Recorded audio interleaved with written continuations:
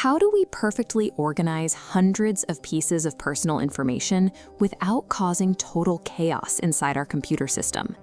Think about a standard student ID card. It is a perfect organizing tool because it separates general categories from the actual personal details. This shows the core concept.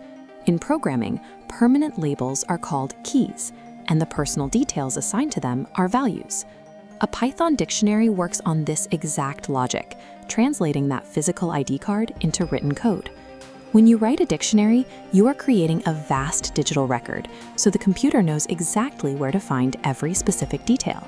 Once that digital record is successfully built, how do we get specific pieces of information back out of it? To get a specific value, you use direct access. You just provide the exact key you're looking for inside these square brackets. However, there is a risk. If you ask the system for a key that isn't on the ID card, like a blood group, the whole program will stop. To avoid that, developers use a built-in safety feature called the get method when they aren't sure if a piece of data exists. Instead of stopping the program, the get method returns a special blank marker called none. It's the computer's way of saying it looked for the information but couldn't find it. Using the right access method acts as a shield, preventing a missing detail from breaking your entire application. Pulling data out one by one is fine for small tasks, but how do we read every single piece of information on the card at once? We can use a for loop.